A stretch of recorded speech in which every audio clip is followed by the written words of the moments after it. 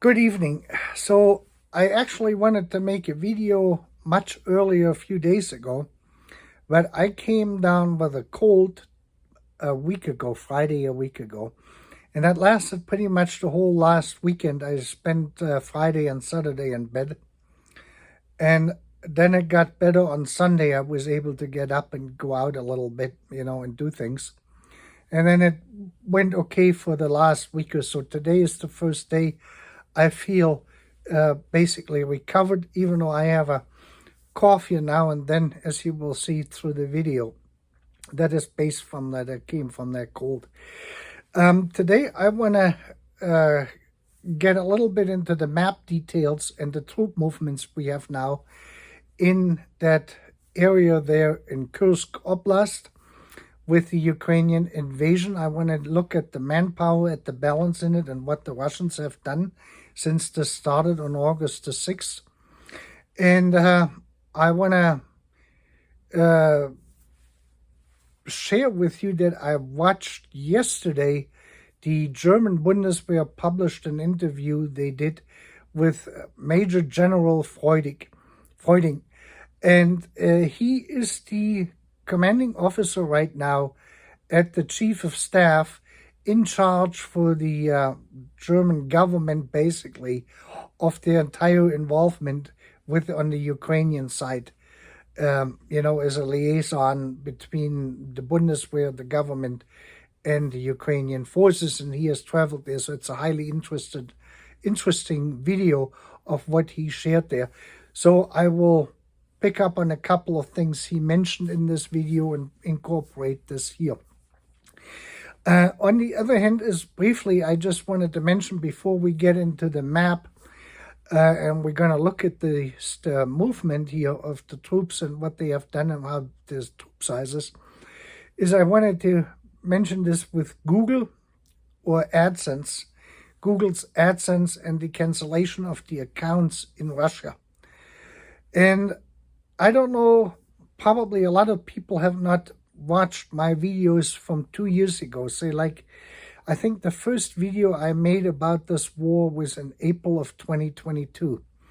And then I made several through it. And it was during that time when the sanctions were announced and, what form they would look at. I had suggested to viewers who are YouTube users or, publishers in Russia to start looking at alternatives in terms of bank accounts, countries, and then, of course, with AdSense, with Google.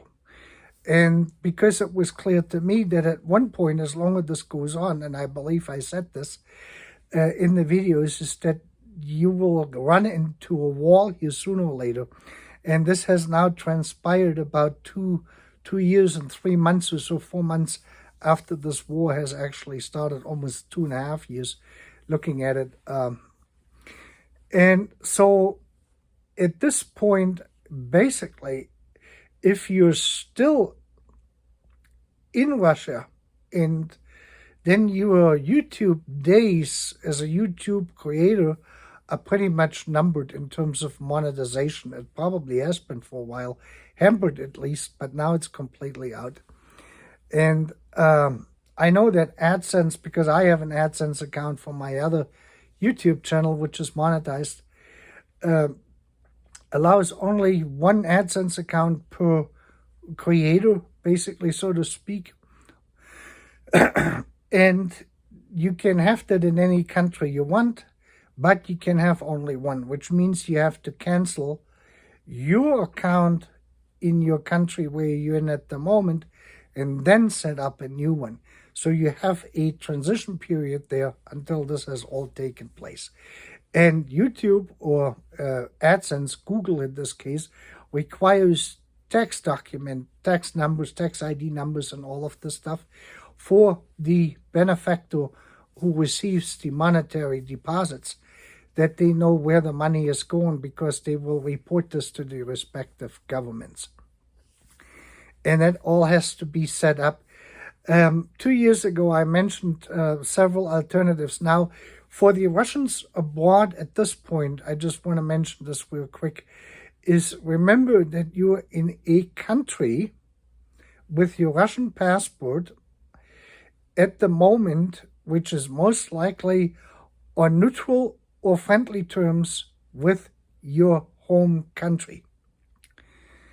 Thailand would be one of these places, Vietnam, and there's other places, where people have gone to Turkey to a certain extent.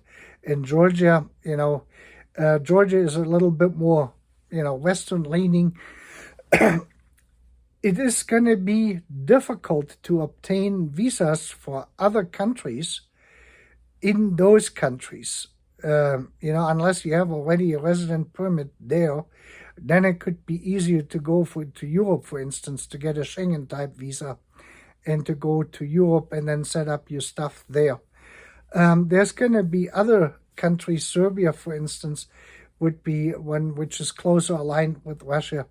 There are certain countries which are easier to work your way through and which are not under the sanctions which are applied to Russia and Belarus at the moment. Anything that has to do with Russia, Belarus, is going to be out. If it is not out yet, it will be probably in another 6 months. So don't rely on anything until you actually get to this point. To get out of there, and you can restructure everything. You have to change basically one thing, and that is everything. That's literally. So you're basically breaking apart from Russia for a long time to come. I guarantee you this. This is not going to be a short thing. This is for a long time to come. And you want to reorient yourself. You want to look at this. Coming up and looking at the gals in Russia, thinking that they can get a fiancé visa very easily to the United States. This all has changed with Biden and Trump before that. This is not like that was in the old days 20 years ago. Today you have to have a real relationship, you have to meet, and you have to prove this to the immigration people and all of this stuff. There's a lot more hurdles in there than what we used to have. At the current moment, it is very difficult to get any form of visa because the entire system here is overrun by 3 million, 5 million illegal people which came over the border, and they all have filed for political asylum. And all of these asylum cases have now overloaded, if not collapsed, the immigration system here. This is going to take years before the immigration system is back to normal here. This comes on top of it if you're thinking about coming to the United States. I'm just giving you this as straight as it is. If you believe that you're going to apply for a visa, say like for a talent visa or something like this, and you're going to get this within 6 weeks, this is going to be most likely not going to happen because the visa might be able to be processed and issued, but to get this finalized here in the United States is going to take forever. The embassy or the consulate might be abroad, might be able to assist you with the initial paperwork and everything else. If there's anything has to be worked on here internally in the United States by the Immigration Service, then you can forget this because they're swamped with asylum requests at the moment. And they have issued temporary green cards to these people so they can start working and that sort of stuff. We have these people here who came over the wall, basically living in homeless shelters and in bus stations and on airports, and some of them have been put up in hotels, and it is an absolute disaster here. So if you think that you're going to come in here with a regular visa and you're going to get this worked through very quickly, that I would be very cautiously optimistic that this is going to work. Whether it's a H-1B visa, or a talent visa, or even a family visa could be at this point a pretty complicated matter. And if it is a temporary visa, say like for 1 or 2 years, then you're going to be in the backlog here. If you get here to get this fully processed, to get like a 5-year or permanent resident status, this is going to be a major upheaval. That's all I'm going to say to this. So now we're going to go and start with the map, and we're going to take a look at the actual troop movements. But I just wanted to mention this because I think some people might be lost a little bit and they're looking for clear answers of what they need to do and which direction they need to go. Okay, we see you in the next segment. So now I got the map pulled up here, and we can see Kiev here, Moscow up here, that red corner, barely visible, is Kaliningrad Oblast. And of course, this is the whole Donbas region down here where most of the fighting has taken place. And down here we have Volgograd, or also known formerly as Stalingrad. And we can see in this entire area here, all of this is where the Wehrmacht fought the Russian, or that was the Soviet Red Army back from 1940, was it 1940? I believe it was, until pretty much 43 when Stalingrad fell, and then they retreated backwards. So we're fighting basically in the same area the German Wehrmacht had fought, just as a reminder.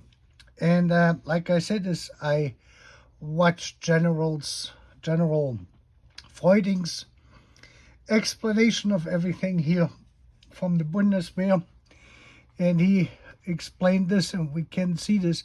Now again, this is the deep state map, which is, published by the Ukrainians. I'm not quite sure exactly of who published this. But the thing is, what we want to really focus on is this here, this here, this here, this here, and this here. These are the Russian troops, and I'm now on August 15th, and we're going to go back now to August 6th, when this took place. And we can see on the day of the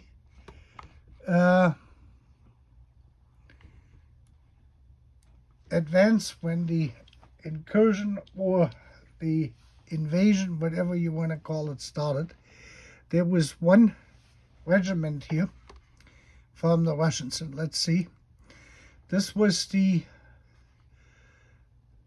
I have to actually zoom in with the camera. Let me see if I can do this easily.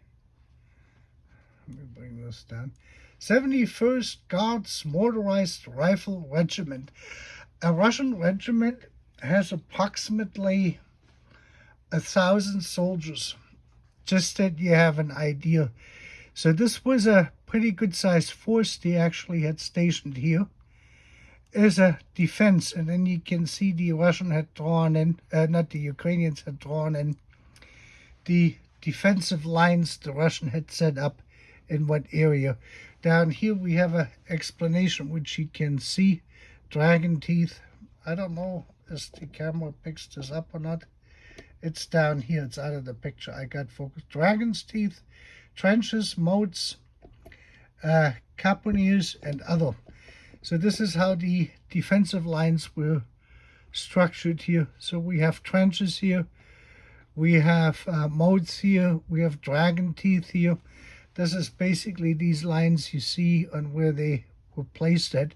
So along these lines, this is where the 71st Guards Motorized Rifle Regiment was stationed. And the name Guards implies that this is a border guard, so to speak.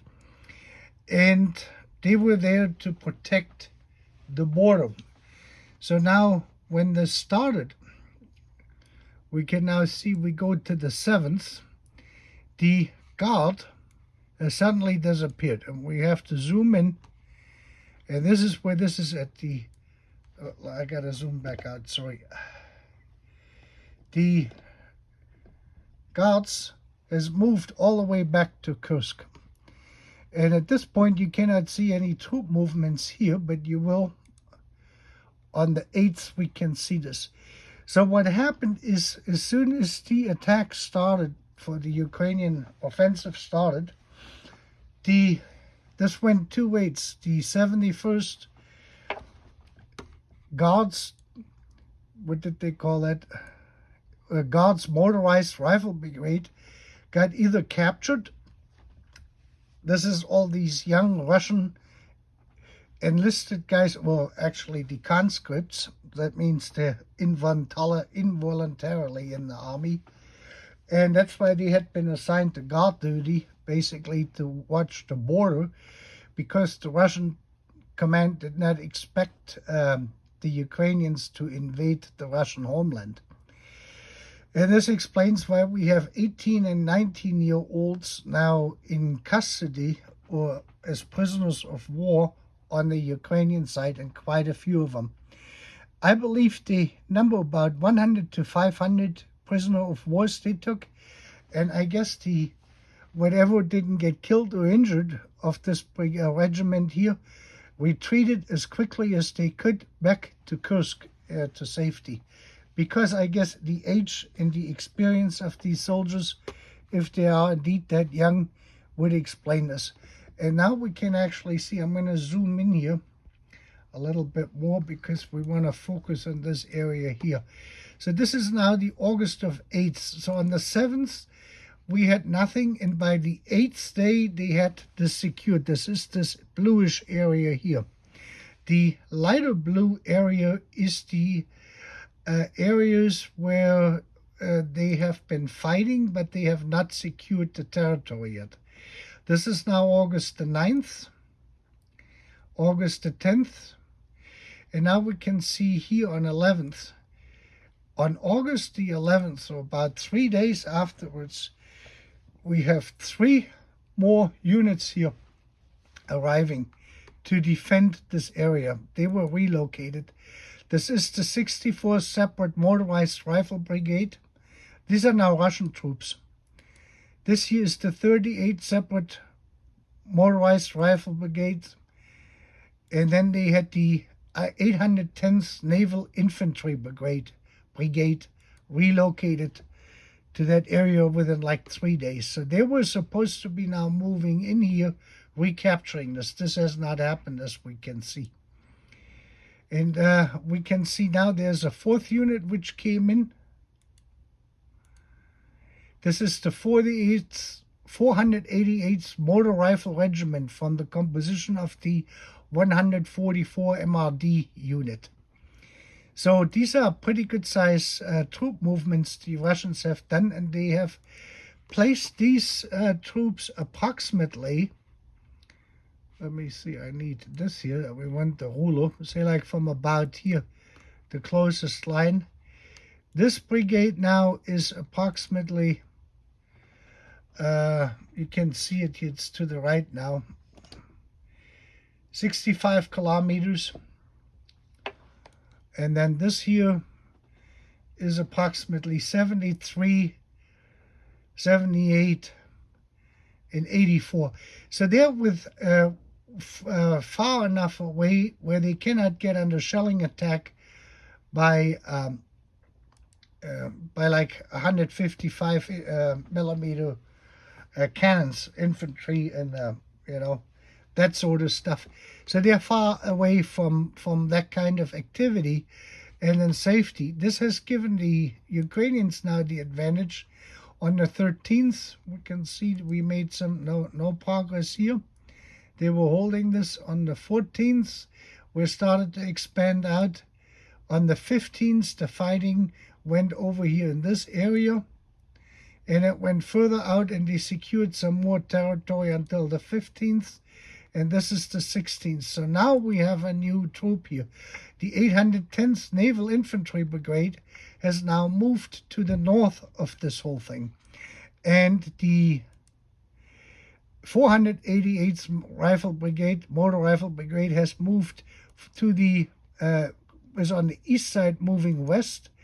And now we have the 155th Separate Brigade of Marines down here trying to come in here.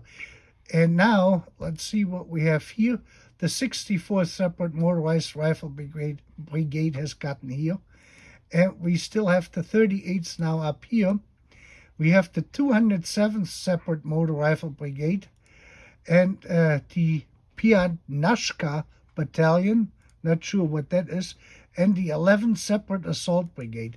So they have moved in. Now our guard with the young soldiers is still up here, the 71st Guards Motorized Rifle Regiment. So this is kind of right now what's taking place here.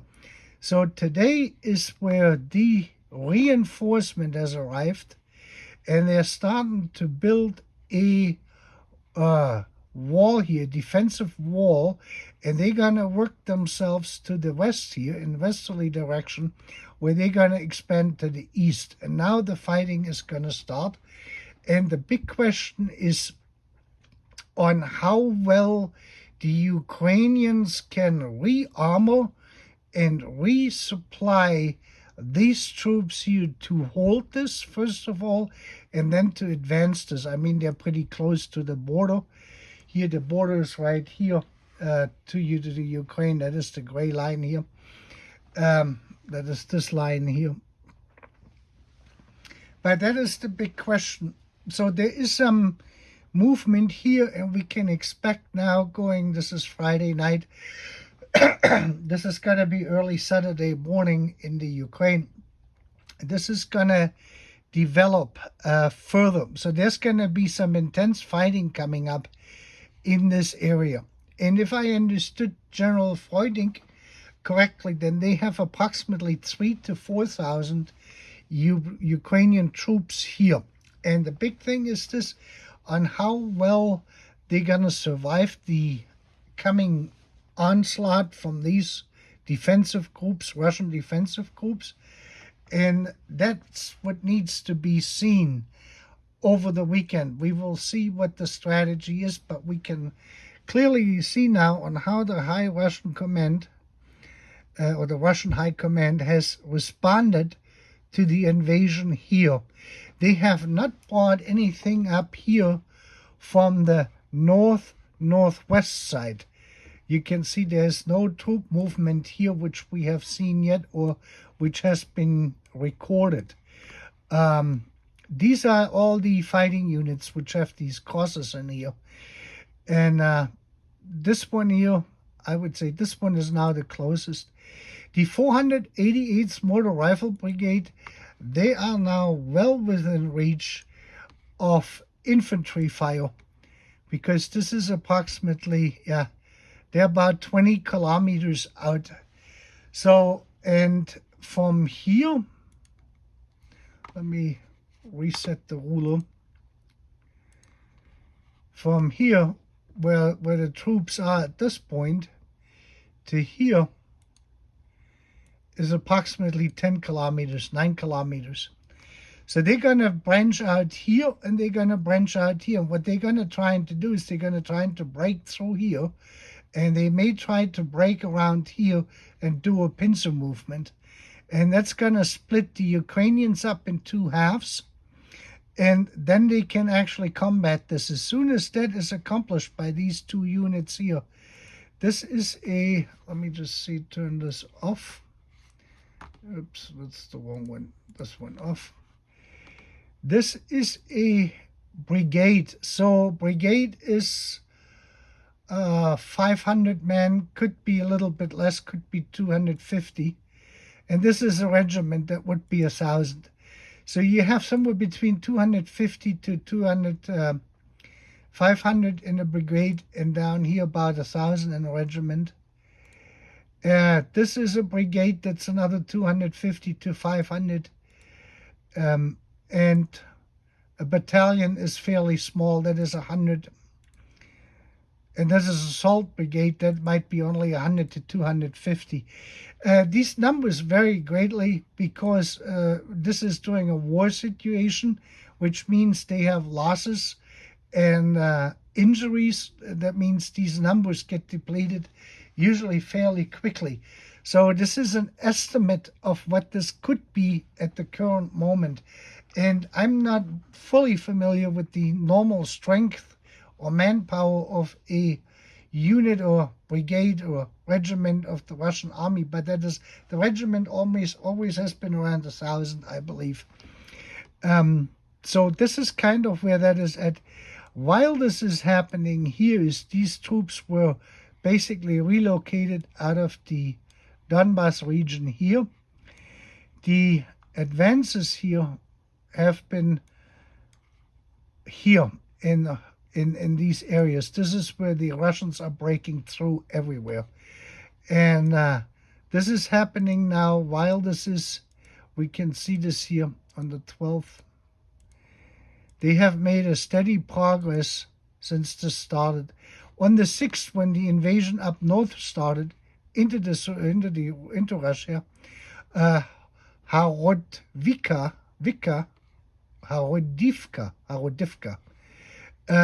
was still Ukrainian territory, and we can see on how the spirit is advancing here into Horodivka. Horodivka, I think that might be how it is pronounced. And they have come closer and closer every single day here. So the 4,000 troops are basically missing here in this area. And I'm not quite sure of what the Ukraine is trying to accomplish here. I'm going to talk about this now in the next segment, is the entire Ukrainian draft, which is not a very popular topic, but this will give you an idea. Now, this map has changed from 2 years ago when I first started using it. 2 years ago in the beginning, the Ukrainians who published this map had also published the Ukrainian forces of where they were located. They have taken them out, I guess, for apparent reasons, to make it not too easy for the Russians to just go online and look at this map and know where the troops are located at, the Ukrainian troops, so they have to do their own research. But this is basically what this looks like. There is a considerable Russian troop built up here. This is a lot of manpower and units here in the eastern Ukraine. And NATO or the Western allies will have to considerably step up the weapons deliveries and the supply of aircraft and tanks and everything, basically, in a rather large scale, because the Russians in the last year have probably increased this year by double or triple the manpower. And the Ukrainians have to figure out of what they're going to do. They're either going to have to get their young people to fight, or they have to hire some foreign legions. I almost said here in this area here, the Russians had that's a mortar rifle brigade. This is an interesting thing here. This here is see if I move this over, units of the African Corps. So I guess the Russians employ African nationals as fighting forces here in this war, and probably troops from other areas, like this troop. Where was that? The Piat Nashka battalion. And I think there's some Chinese and North Korean soldiers over there too. So with this manpower we're looking at versus what's going on in the Ukraine with their draft or their conscription service, that will be the determining factor.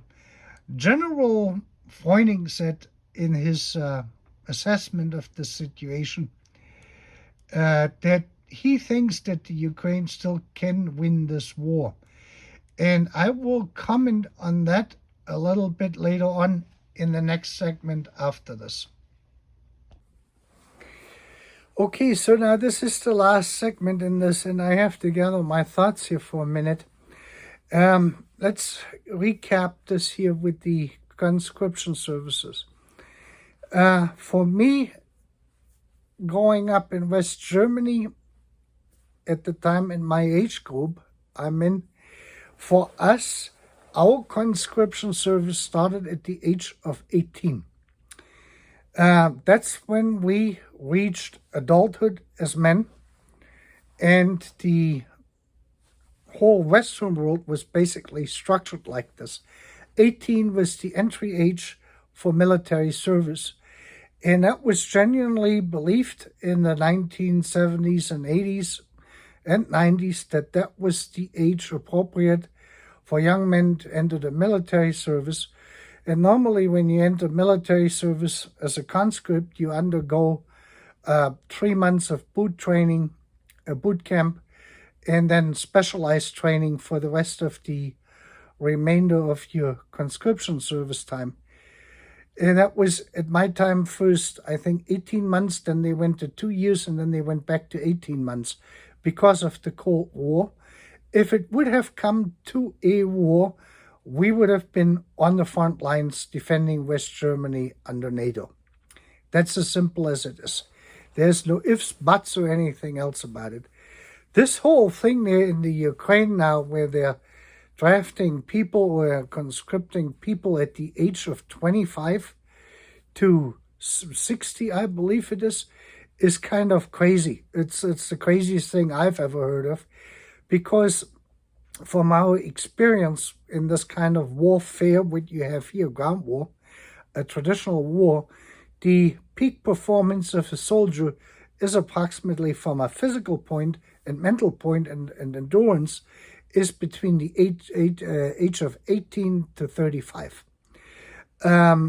Normally, they do not send anyone into combat over age 40, because of the physical demanding, things which come with it.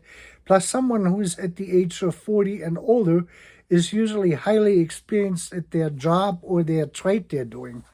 So they're usually used then behind the front lines to maintain the equipment and to service everything in for logistics and supplies, where the physical activities is not as demanding as when you're sitting in the trenches and you have to endure trench warfare. So the entire logic behind the Ukrainian conscription service, the way they have done this basically from day one, is completely incomprehensible to me. And I don't know if this is based now why our societies is based on this, that we believe in our societies today that every person is going to turn 100 and, you're going to take 50 years to grow up and all of this nonsense that people grow up slower because we live longer and all of this happy horseshit. Is you need to get every guy out there you can get a hold of who is physically capable of fighting, has to undergo the boot camp, and then they need to go on the front lines.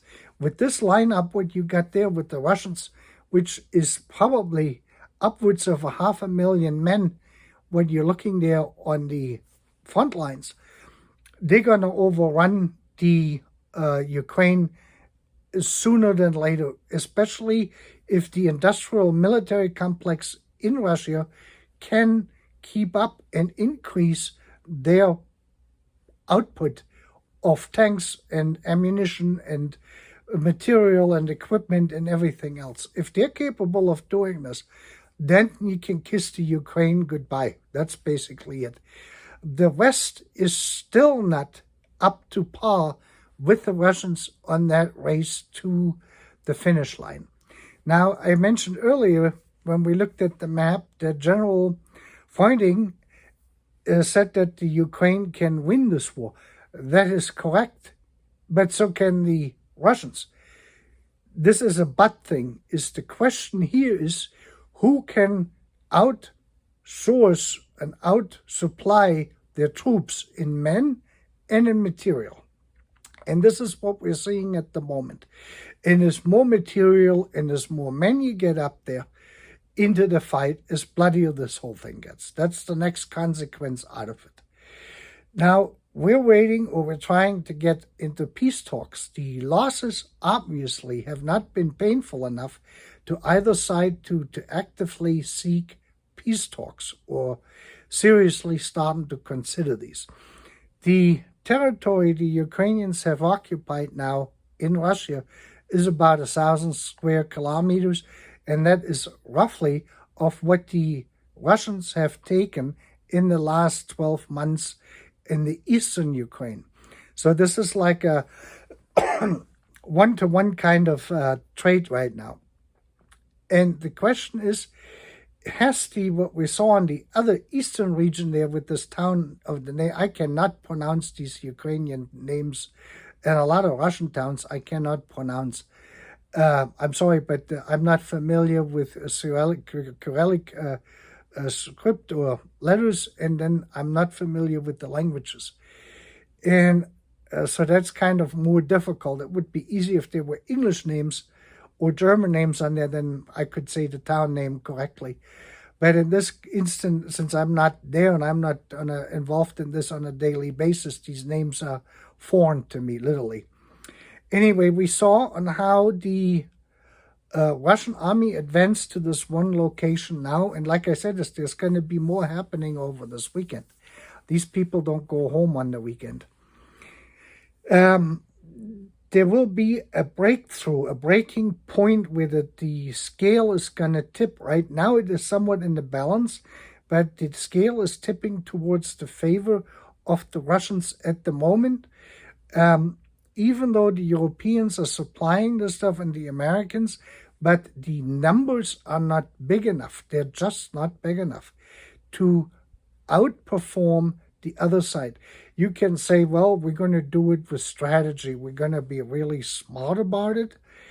And this is where the old saying comes in from the Chinese warriors. If you don't understand yourself and you don't understand the enemy, you will lose every battle. If you understand yourself, but you don't understand the enemy, you will win some battle and you will lose some. If you understand yourself and you understand your enemy, you will win every battle. And so far, we have not seen this from either side. Either side understands themselves. Me first and me. Both of them, the Russians, the Ukrainians, NATO, and on all sides. That's what we have seen. But neither side understands the opposite side. They cannot properly predict of what they're going to do and how they're going to do it. And this is why the Russians had only that Guard unit there, that Guard regiment, which is basically a border guard. They were lightly armed, probably machine pistols, machine guns, but they didn't have any heavy artillery, none of the 155 mortars, 155 millimeters mortars or whatever they use. There in Russia, the NATO uses 155 millimeters. So this is the clear assessment here. This is without any kudos for any side or whatever. This is what this looks like. And the big question here now arises of who is going to be smarter and who is going to start to understand the other side. That side, either one of the two, whoever gets to that point first would win the war. It was true 2,000 years ago in China when that statement was made by the Chinese warrior, and it is true today. And this has not changed. Hitler understood his Wehrmacht, but he didn't understand Russia. He didn't understand the Soviet Union. He didn't understand the territory. He didn't understand anything because he had never been there. And as a result of this, the entire Operation Barbarossa for the Wehrmacht ended in a disaster, and it turned the entire World War II around. That, coupled with the air raids by the British and by the American in Germany, destroying all the large cities, the industrial base, basically, where all of the military equipment was built, which then was trying to be relocated into caves and into mountains and into tunnels, failed miserably. They were no longer able to get their supply lines going to the front line. And the front soldiers were running out of everything. And the Russian forces the Soviet forces became stronger and stronger as more of their industrial military complex started to increase the output of production on those units. As simple as that. That's how World War II for Germany was lost. That is the reality. That was a no-win situation. And we will see on how this is going to go. So can the Ukraine win? Yes, but can Russia win? Yes, but. So this is the undecided point at this. We are in this war at the very particular moment as I'm making this video at a turning point for either side. And it really depends on the West, on how well, especially the politicians, I've said this numerous times, understand the importance of the rearmament of this. And the other very, very, very important issue, the most important issue, is the conscription service in the Ukraine.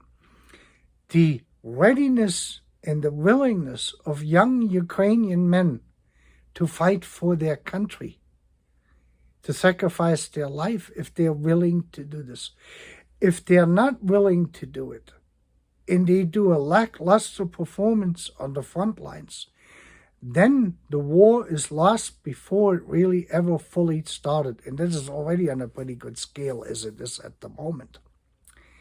So those are things I cannot judge from here, the readiness. In this kind of situation, what a country normally does is they have what we have a German word for this, and we had it for quite a few decades and centuries almost, and it is called Wehrertüchtigung. This is where you actually draft at that point 14-year-olds to get into a semi-military structured environment where they are physically brought into shape. So you get them off the couch and away from mama, and you get them out there, and they're starting to do sports and exercises, and they eat properly so they can build up physical strength so they can then fight. That starts usually at the age of 14. Every nation until the end of the Cold War had a program like this, in one way, form, shape, or the other. And they were called in different. East and West both had it. And that was the preparation of young men when they are boys, when they become teenagers, to prepare them for possible military service. We have scrapped all of the stuff or sacrificed this because of globalization. Globalization was supposed to be the end of all wars, because once you get all these countries economically connected, then no country really would take the chances of starting a war somewhere without getting penalized through sanctions. That was the idea. And as we can see with Russia, this has failed for apparent reasons. And we have to go probably back to the old Cold War days, not per se for those days, but the national structures we had. And that's why I said 2 years ago, I said this is the end of globalization. Because when that war started and the measures were put into place of sanctions in Russia or to sanction Russia, that inherently failed, as we can see now. And now we have a war where on both sides a lot of men have lost their lives already. And there's probably more to come until we have a peace or a winner. Either one of the two. And with that, you have a great evening.